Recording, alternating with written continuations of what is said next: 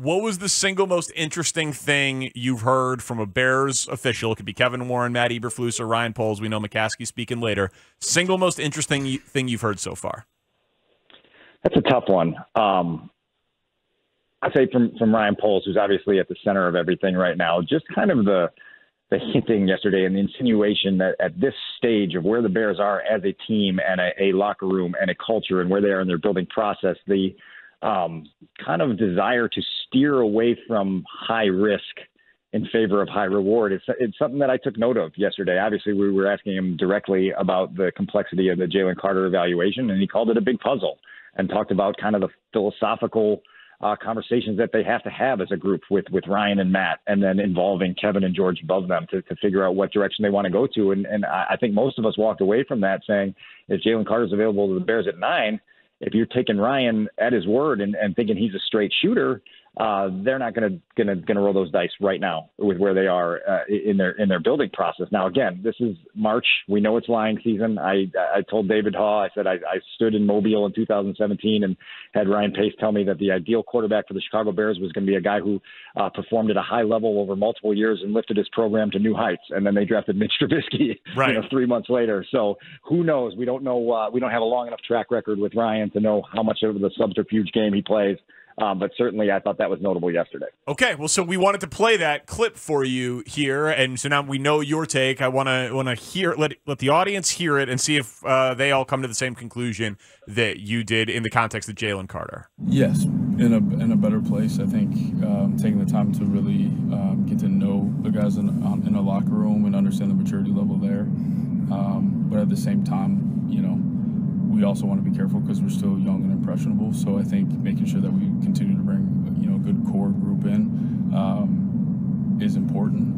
I think maybe down the road where, you want to take a risk like that, I think the locker room begins to run itself so you can take some chances.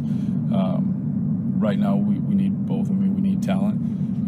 But at the same time, I'm still going to be a little bit cautious of, bringing in the wrong type of person.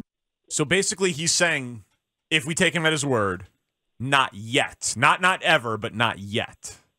Right. I think that's a fair way to characterize it. There were a handful of other questions on the topic that just led you to believe, that right now that they understand that this is a complex evaluation. Remember, the Bears sent a pretty large contingent down to Georgia for the pro day. And they saw Jaylen Carter pull out of the on-field workouts due to cramping, and they made a note of that. Like, they definitely made a mental note and said, this is a scheduled job interview, and this guy was unprepared for it. And so there's little parts of the evaluation process that you have to be dialed into, and now they're going to bring him in for a 30 visit, and they'll try to learn more about him on campus and figure out if they can further the evaluation. And then draft weekend will be the tell-all for us on where they ultimately landed with their decision. I love hearing this. I think it's not the right time to make this kind of investment when the character and the effort is so in question as you're building something. We've talked about it a lot in terms of what we would do, and that's the side that I'm on. So of course I love hearing it, Dan, because that's how our brains work. But it's interesting. Could you even say that when he talks about the locals, we just played his kind of meatballish thing, which was delightful, about the local Bears fan players having that extra little bit of motivation. Like, he's conscious of where they are in the build overall, and I feel like financially he's conscious too. Like, let's not spend the big crazy free agent money on the Lions, even though that's what we need, because we're not ready to lock ourselves in. This is step one stuff. He's remaining agile in a number of different ways as he goes about. Yeah, agile and nimble. And Danny, to your previous question, the runner-up for me in terms of things that I heard here that it pertains to this discussion is Kevin Warren just talking yesterday about the organizational calm he feels and how atypical that is for a team that lost 14 games a year ago. And just at the top of the food chain with Kevin and George and Ryan and Matt, there's just a collective calm that they feel really good that their vision is married, that they're all on the same page. And so that is notable also because it provides a level of steadiness, and it aids your preparation when you're working towards huge decisions. They obviously completed one earlier in the month with the trade of the number one pick. They're going to have to complete 10 more huge decisions or more at the end of April when they put together their draft class. And all of this has to come with sort of a vision and philosophy and a reason for why you do everything you do. And I think collectively, they all feel really good about where they are right now. Dan Wiederer, the Take the North podcast, The Score, and the Tribune is our guest from the NFL owners meetings for Poles position. It's kind of a follow-up question on Jalen Carter, but also on resources spent, Dan. What I have said is they tried to get Larry Ogunjobi last year and didn't. We know that that Matt Eberflus says this is the most important guy in his defense. You need the 3 technique and all of that. It's a not-for-long league for coaches especially. I find it hard to believe that he's going to go 2 full years into being an NFL coach without a significant talent acquisition at the most important position on his defense. Do you agree with that rationale? I agree with the rationale 100%. Now we'll see how it plays out. I think Ryan and Matt have both been forward this week and acknowledged that the work that they kind of hope to get done on both of their lines hasn't gotten done yet. And so if you're asking me for things that I have a little bit of pause about as we go forward through the 2023 offseason, I would single out the 2 lines, offensively and defensively, that they just haven't gotten as much work done as they probably should have at this point. And then also like the Chase Claypool thing, you get some kind of feelings. It's just general vibes from within the folks in the organization that maybe that wasn't the best move that we made last fall, and we're going to have to figure out how to make the best of it going forward. But as it relates to the defensive line, they know they need help there. They felt disappointed in the early waves of free agency when some swings that they took didn't connect. And that's just part of the game of free agency. You don't always, it's not a draft. You don't get the guy you want, and someone takes him away from you. And Ryan has been open and saying, sometimes you push away from the table of a negotiation with a certain guy and you feel deflated, but then you realize, hey, I've got more work to do and I've got to figure out a way to address that need somehow.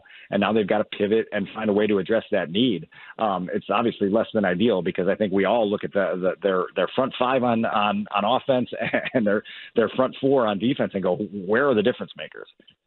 Well, if those guys are drafted, then you've got cost control on them, especially if they're any good. 4 picks in the top 64, Dan? Yes. How many of them become offensive linemen or defensive linemen? If the over-under is 2.5, you going over? I wouldn't be surprised if they did that. Yeah, I wouldn't be surprised either. I think at a minimum you have to get 2, right? I mean, you have to address something up front. I mean, right now, you talk about your pass rush as well. Like who's putting the quarterback on the ground in 2023? Who on this roster is going to put the quarterback on the ground a half dozen times? I don't know. Well, right? Like we don't. It's not there yet, and so now you got to figure that out. We were talking about this the other day. If you had to choose one of 3, either tackle, 3 technique, or edge rusher, where they would not make a significant investment, either in free agency, which is just about all past, or in the draft, it's edge rusher, right? Like they could add one of these veteran edge rushers that's on the free agent market and feel like they're getting a representative pass rush while they beef up the middle and the tackles as best as they can. Via the draft, yeah, for sure. And I think there's been some insinuation that, look, like there's going to be a final wave of free agency that occurs after the draft ends, that there's a lot of guys now that didn't get the paydays that they thought they were going to get or the paydays that they wanted, and now they're just going to sit still until the draft plays out, because as a free agent, the first thing you're looking for is money. And when the money's not there, then you're looking for opportunity, right? And so you let depth charts across the league kind of show themselves after the draft is there. And you say, okay, here's some places with opportunity. Certainly the Bears are going to have places of opportunity for guys that want to come in on a prove-it deal and earn their next big contracts by producing. And so that's going to be an interesting kind of, early May wave of free agency to monitor, because the Bears obviously still have holes to fill. They still have money to spend. And I think they can get a thing or two done then. He's Dan Wiederer of the Chicago Tribune with Parkins and Spiegel here on 670 The Score. All right, so you talked to Kevin Warren. The Prez, here comes the Prez, was right there. And so it's not the same old Bears. This is a post-Ted Phillips regime. What is your early sense on the delineation of duties, the delegation of labor? Do we have what we always dreamed of, which is a football mind as a president, but who's still letting Ryan Poles kind of do his thing? Letting Ryan Poles do his thing, but actively engaged with the thing that Ryan Poles is doing. And I think both men have expressed this very sincere energy that they've felt in working with one another. And I don't think that can be understated at just how valuable that is. Ryan was very enthusiastic on Monday and saying, I'm a person that likes feedback. I'm a person that likes throwing ideas out there and being told, yeah, that's a great idea, or I don't know about that. And he's got that in Kevin Warren now in a way that he hadn't had it with Ted Phillips. And so you have this, just this again, the shared vision. And so it's going to be really interesting when Kevin finally gets in the building. Obviously, I think we all know that a lot of his energy is going to be devoted toward the stadium exploration in the early stages, but he is involved with the football side. And I said this on our podcast. We had a long discussion about it. I said, you sit down with Kevin Warren, and I got a chance to visit with him one-on-one on Sunday afternoon. And it's like reading one of the best written motivational self-help books you ever laid your eyes on. You get up from the table and you're like, man, I want to go accomplish something, and there's something to that energy. Now we can debate all we want on what that will do to the football product in the next half decade. Will give us a bunch of results that'll tell us whether that was mumbo jumbo or if that was actual organizational leadership catalyst that pushed this franchise where it needs to go. But I will tell you that everybody that you meet that has spent time around Kevin, both in the Bears organization and elsewhere in the league, there's people that have been with him. They just say that contagious energy is significant. And now it's all about kind of turning that energy and that philosophy into fuel that then can create results. And I know, the skepticism on that is justified until it's not. And so I understand questioning that until the Bears put forth the results that tell you not to question it. Will it be fair for us in the years to come, Dan, to say Justin Fields needs to be better than any quarterback in the 2023 draft? Yes, because you had an opportunity this spring to pivot if you so desired. I've been all in on the see it through bus that Ryan Poles is driving, and I think Justin Fields has earned that opportunity. But when you were in a position going into this offseason to control the number one pick and there was a quarterback class that was worth looking at, yes, you have to measure Justin Fields as well as the draft haul that the Bears got back. This is going to take 4 or 5 years till we know what all those picks turned into and what they turned into for the Bears to judge how that trade was sort of defined. But yeah, look, we have so many discussions about this team, and then you talk to people like last night at the reception here around the league, and everyone is pretty much in agreement that so much of the Bears' present and future revolves around the steps Justin Fields is able to make in his development in 2023. And that's the craziest part about this league is we can have all these other discussions about the offensive line and defensive tackle and leadership and vision and all this other stuff. And if your quarterback does or doesn't make a huge leap in 2023, that's going to be your story of the 2023 Bears season. And so I think there's a lot of people in this league that are very curious to see which direction it goes. So the value of a number one wide receiver has been something we've bandied about for a long time here. While DJ Moore isn't your classic big-bodied number one, he clearly has incredible skills and great hands, a great route runner, and there's a calm and confidence in him that I don't know if we've taken enough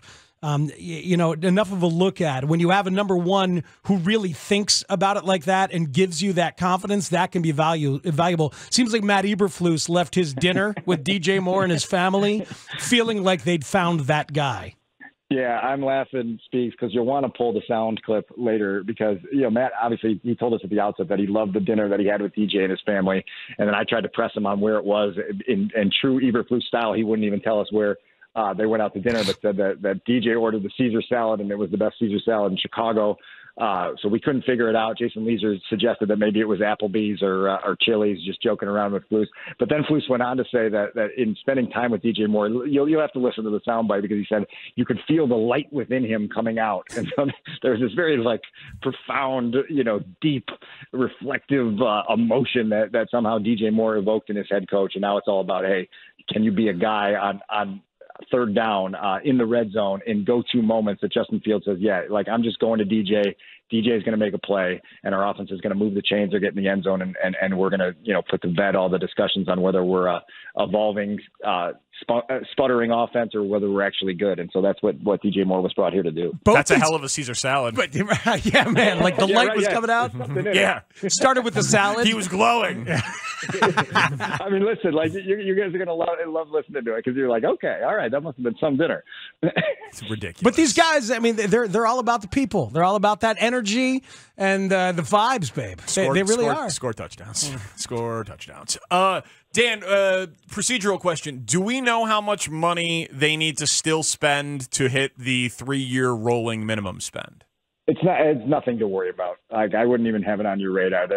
They will get there by the time they sign the draft class, by the time they make a bunch of free agent acquisitions, to fill out the roster whenever that may come. I don't have it on the top of my hand, but just talking to people in the organization, there's zero concern that they're going to be in danger of falling off that balance beam. Well, no, I mean, and you can't fall off of it. Right. I guess my question was kind of centering or a precursor to, like, do we think that there is another DJ Moore style move to come, like acquiring a high ticket item via trade instead of free agency because the free agent class wasn't very good? Well, you also have guys in house that you want to evaluate and consider extensions for, later this summer and figure out what that looks like. And so the next couple big ticket items may be guys that you already have on your roster. Komet and Johnson. And to some extent, if you get a good price on Darnell Mooney now, if I'm Darnell, I say, hey, let me play out the final year of my rookie contract and have a better year in 2023 than I had in 2022 and then cash in. But he's certainly on that list as well. And then you got to have some short away in case Justin Fields becomes the guy you expect him to be. And then all of a sudden, either next summer or the summer after, you're saying, hey, we want to lock you up on a big mega deal for the long term. What rules is going to change here? I know they're voting on, some kickoff stuff. I know they're going to talk about sports books in stadiums. What's the scuttlebutt around the league at these meetings? Yeah, there's not much in terms of notable rules that are going to pass. The three that I was most interested in, one was the rock and jock novelty of having the alternative to the onside kick be the 4th and 20 play. Love it. That gets zero traction amongst coaches. I love it too. I think it would help the entertainment value of late game situations. Coaches, they cannot dismiss it fast enough when you ask them about it. So that got shot down. Of course. The college fair catch rule, where if you fair catch a kickoff, at your 5-yard line, you get it at the 25 or anywhere inside the 25, you get it out at the 25. That also did not get much momentum. That was one worth keeping an eye on because that was pushed by the competition committee with health and safety in mind. And the teams in the league said, no, thank you. And so the kickoffs will stay the same. And the roughing the passer one, I thought that one was one that would get a little bit more steam in terms of reviewing some of those calls because we know how game-changing those can be when a guy accidentally lands with a little bit too much of his body weight on a quarterback and gets called for a 15-yard penalty that changes the drive, that changes the game.